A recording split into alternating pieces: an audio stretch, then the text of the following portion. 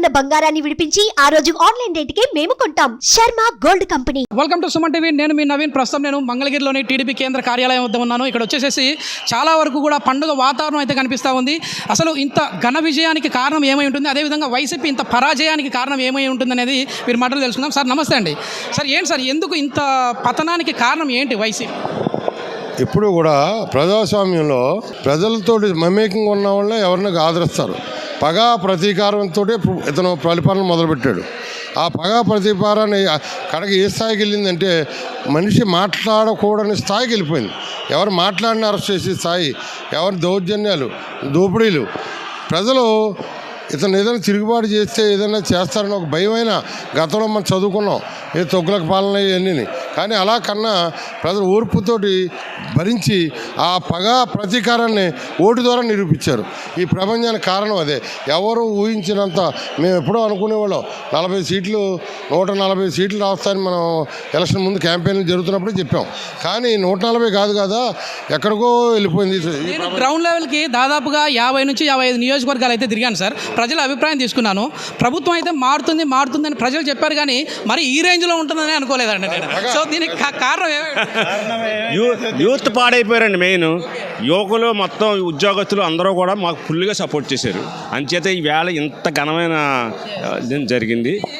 కేవలం వీళ్ళు చెప్పేది ఏంటంటే సార్, అంటే ప్రభుత్వ ఉద్యోగులు వ్యతిరేకత అయితే ఏముంది అనేసి అనుకున్నారు, కానీ ఇక్కడ చూస్తే పూర్తి స్థాయిలో గ్రౌండ్ లెవెల్లో కూడా ఇంత వ్యతిరేకత వచ్చింది. అంటే పథకాలు ఇస్తున్నప్పటికీ ప్రజల్లో ఎందుకు ఇంత వ్యతిరేకత?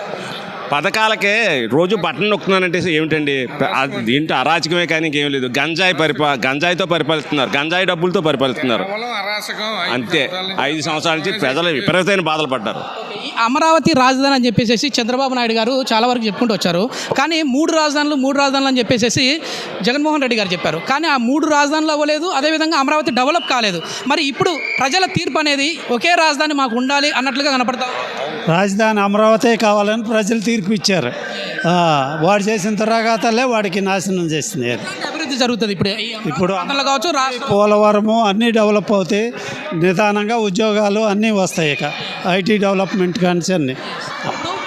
యువత కావచ్చు, మహిళలు కావచ్చు, వృద్ధులు కావచ్చు, అందరూ కూడా బాబు గారే రావాలి అనే మాట కనపడతా ఉందండి. సో పెన్షన్లు ఇచ్చినా కూడా నమ్మలేదు. పెన్షన్లు ఇచ్చినా నమ్మలేదు. నమ్మటానికి అక్కడ చేసుకున్నాడు. పెన్షన్లు ఏమీ ఇలా ఉన్నాయన్నీ పీకేసాడు వాడు. ఏదో వచ్చిన 10 మందికి ఇచ్చాడు, 20 మందికి ఇచ్చానని అబద్ధాలు ఆడుతున్నాడు. ఎంతవరకు ఇచ్చిన వాటిలో తక్కువ % తీసేసాడు ఈయన. కరెంటు బిల్లు వచ్చిందని. మీరు ఒక పని చూడండి, పాస్ పుస్తకాల వ్యవహారం చూడండి, పొలాల రేటు వ్యవహారం చూడండి, రాజధాని ల్యాండ్ ఎంత ఇచ్చారు, పోలారం ఏమని చెప్పారు, నేను ఇక్కడే ఉన్నా అని చెప్పారు. రైతు రుణమాఫీ ఏం చేశారు, రైతు రుణమాఫీ ₹130,000 10% చొప్పున చంద్రబాబు నాయుడు తీసేశారు. ఈయన దానికి ఇచ్చింది ఎంత అనగా 17,000 ఇచ్చాడు మొత్తం కలిపి 5 సంవత్సరాలు.